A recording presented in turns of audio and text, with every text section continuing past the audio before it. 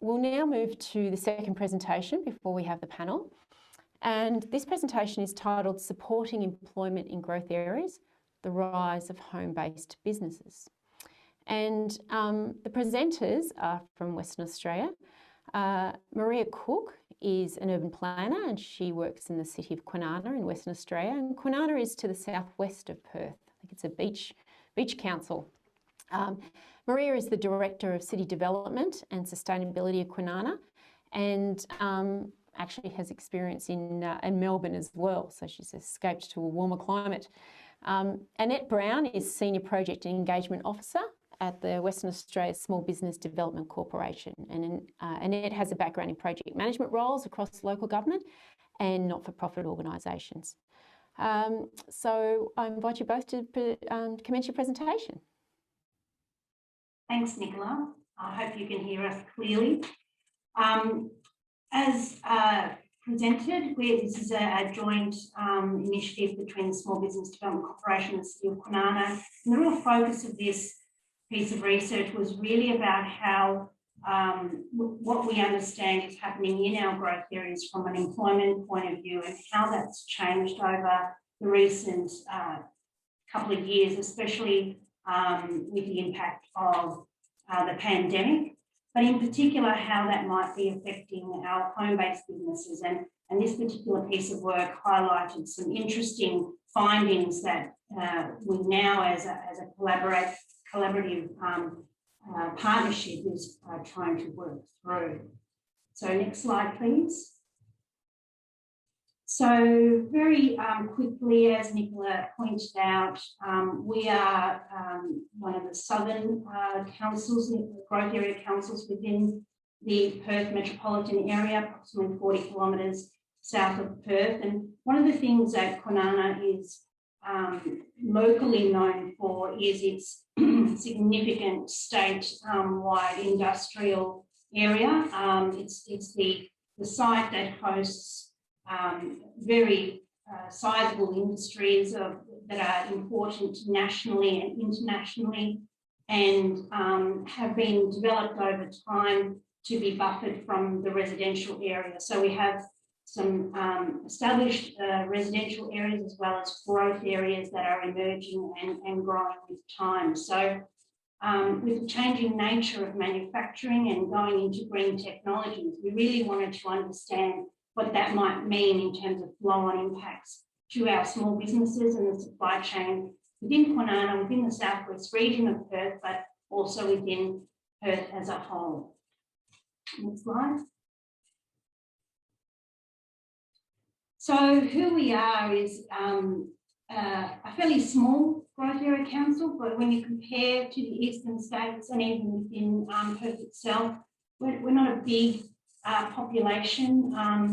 We're 45,000, 46 almost now, but the I guess claim to fame is that we are the second fastest growing. So we're growing at a very rapid pace, and obviously our community services and facilities and jobs will need to grow with that population growth. So we're projected to hit 85,000 plus by 2036. Obviously with that is the doubling of the dwelling numbers and the need to go for more diverse housing types.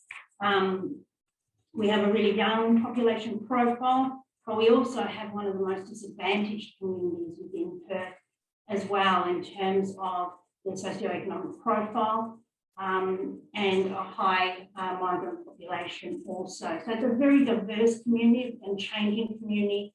Again, reflecting the traditional established suburbs and the new growth suburbs. Thank you. Next slide. So our focus as a city was really about how do we make it easier to do business within the City of Kwinana. So as I said, we're known for our big business, not necessarily understanding what our small business looks like and wanting to make sure that we can work with all aspects of our business community. Our vision is really to achieve that unique and livable city and celebrated for and connected by its diverse community, natural beauty and economic opportunities. And one of the key outcomes that we were looking at is a resilient and thriving economy, which would support that and sustain quality jobs and economic opportunities. So in order to do that, we partnered with the Small Business Development Corporation, and Annette will now take you through what the program looked like. The next slide, please. Thanks, Maria.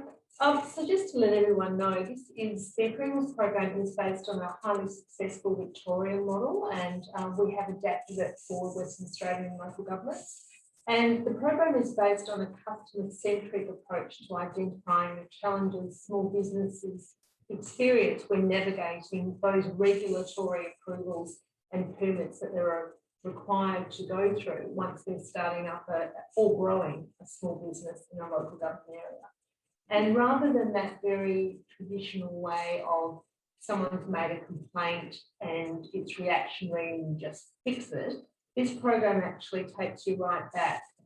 Rather than just reacting when the concerns or complaints arise, the human-centred design journey takes a really different approach to problem solving, and that's through a really strong 5-step process. So we empathise with the customer, we define the problems that they might have and experience, we ideate from those, we prototype some ideas, and then we test them.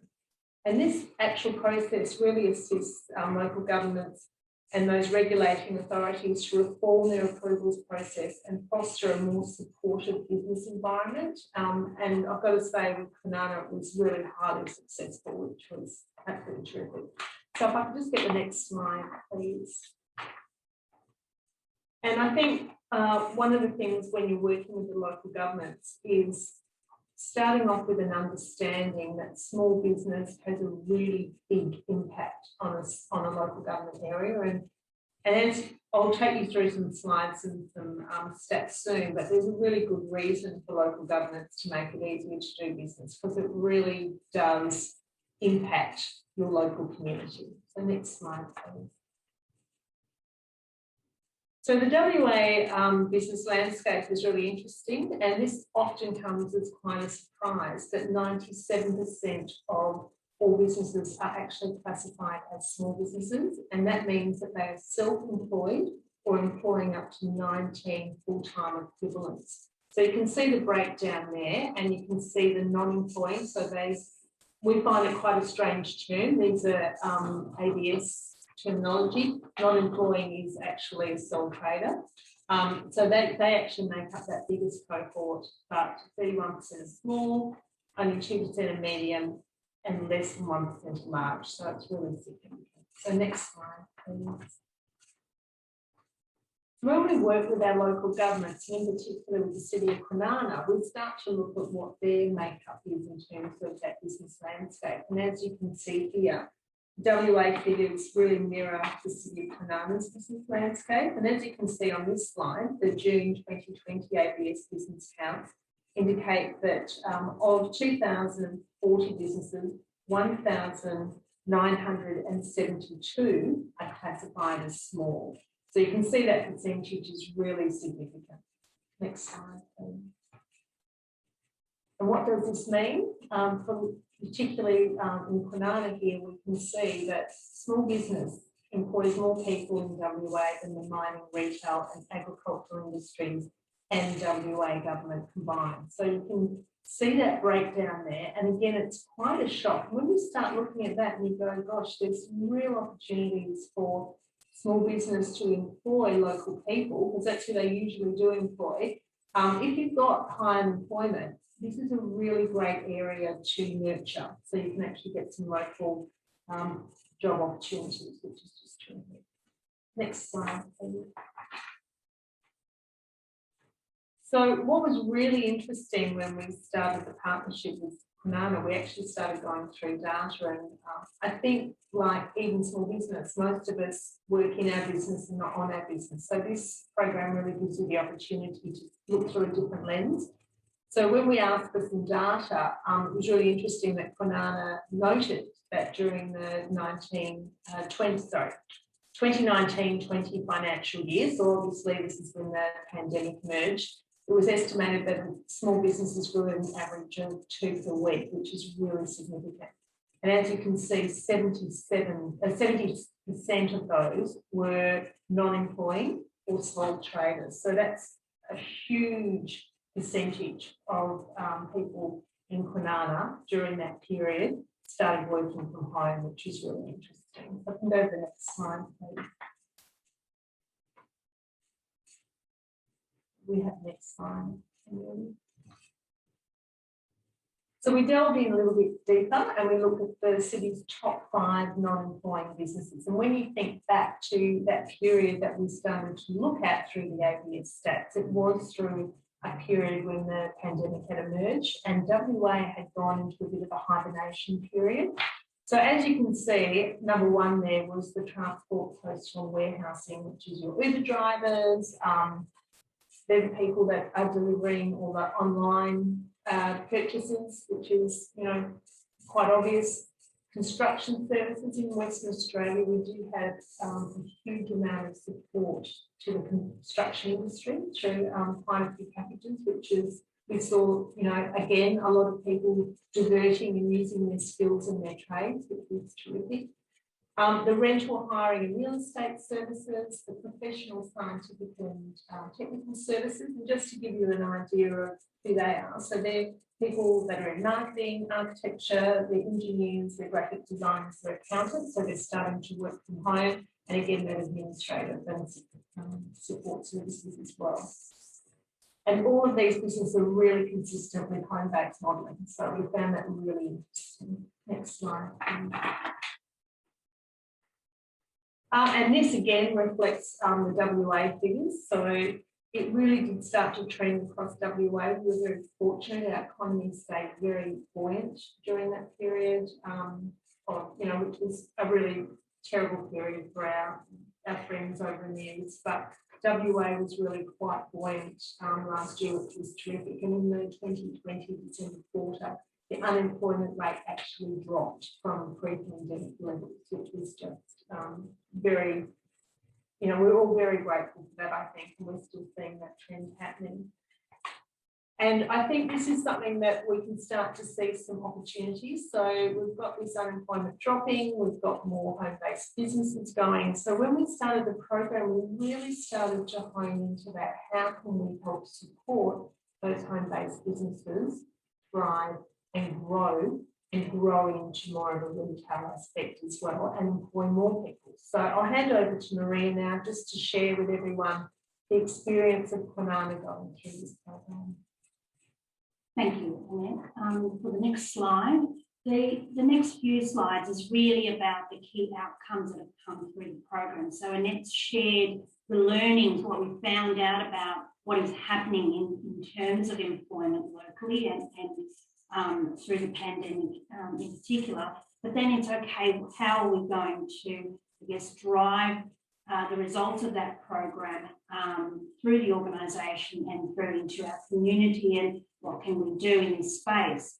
So one of the biggest things, and I'm sure those around the country that are tuning in, that work in local government departments, have heard this all before around breaking down the traditional silos. And one of the key findings that we have is that we now have a working group of 12 different team representatives that is actually working on that culture change from within. And it is about working together to change the cultural attitudes and see things from that customer-centric point of view that Annette was talking about, and then using that, which was the learning through the program itself, to then use that in everything that we do on a day-to-day basis. So immediately we started to see that shift in how we might be interfacing with our customers. And in that, moving from it's not our job once a business is approved and operating to supporting success and sustainability. So this is about that ongoing support, not just when it's approved or when it's refused, or getting a business registered. It's about, okay, we understand it's a approved business, or it's somebody working from home. How do we continue to support their success to move from a home-based business into a shop front and employ some local people and try and be agile around how we might be able to do that in an approval space.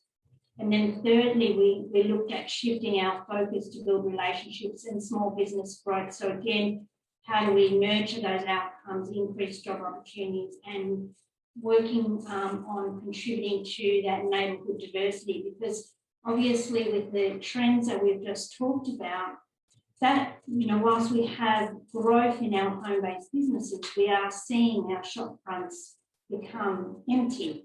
So how is that now affecting our activity centres and our vibrancy, and what else do we need to do to try and support that going forward? The next slide.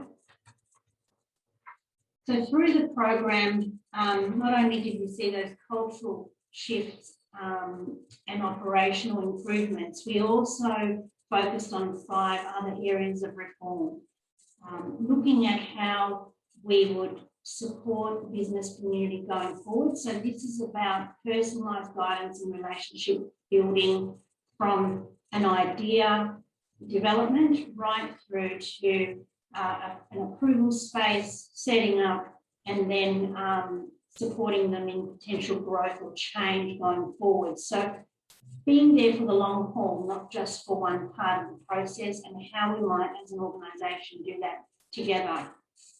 Information was a huge area of focus and had a significant number of actions included in that reform. But essentially it is all about how we communicate, how we're presenting information, making it easy to access for busy small business owners who might not be able to come into the council office between 9 and 5 or can't make a phone call during that time, to be able to get the information at their fingertips, essentially, and being able to use that information to inform the rest of their process. Fast track selected applications, again, not a new thing in WA, certainly not in the States, but it's identifying some of those low risk application types, the stuff that really, when you think about it, is it really going to make any difference if they don't require an approval for it, or if it's an approval that goes through 3 steps as opposed to 10 steps. So it's really identifying what those low risk application types would be and how that would then manifest in terms of a process, and where possible making it a self-service type process as well. Streamlined processes, again, nothing new there, but it was not only about the processes within each of our streams of whether it's health or building or planning, but more around how those processes integrate to work together so that the applicant or the customer is dealing with one set of plans or information that is enabled to work through the application process for the different legislative requirements. So it's about how can we do that internally without frustrating the customer with a whole range of approval requirements. And then finally, the one that we felt would have significant impact is rethinking the rules. So as many local governments, Kwinana is no different, has a number of local laws, policies, it has state policies and strategies that we need to work within, various departments' requirements. The opportunity we presented in this particular reform is really about advocating and rethinking the rules around why we need to do things a certain way, and whether there's an opportunity to change those rules at that level to enable things to flow more freely and more with greater agility when it came to the approval space. The next slide, which presents really the key third outcome, was really how do we then support our home-based business, and we're still really working through this model around how we might do this through the small business collective that we've developed. But the 4 points here of connect, engage, support and nurture are really key to guess, our philosophy and our approach going forward. We're still in that process at the moment of setting up and responding to those reforms with more specific actions on the ground. So this will be sort of the framework that we'll be using to help guide, in particular, our home-based business development and growth. Next slide. So the final steps, really, this is just a slide to demonstrate that we've used our learnings from the program to support self-employers and nurture those that want to continue to grow from a home-based business to shopfront.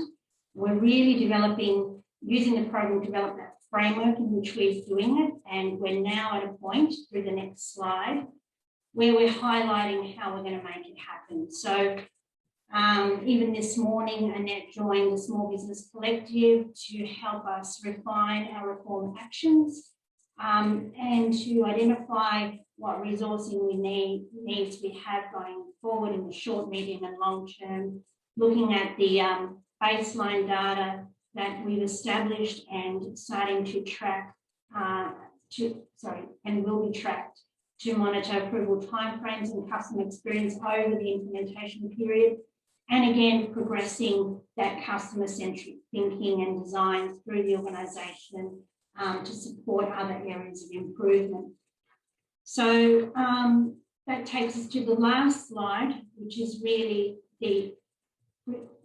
brings the whole program into one simple paragraph, which essentially is how we're working together with the Small Business Development Corporation to strengthen those opportunities to attract, establish and grow small business and local employment opportunities. And that information that we've now collected through the program and through the reforms will provide us with as I said, a short, medium and long-term plan around how we will do that. Thank you. Thank you, Maria and Annette, for that terrific presentation. And I must say I was quite surprised, as I'm sure many people would be, about just how dominant small business is in the Western Australian economy. I think we all hear about mining and iron ore and so forth, but in fact, it's the engine room of many of our economies. So really interesting to hear how the council is working with a state agency to nurture, which is a great word, nurture those small businesses. So thank you very much for that presentation.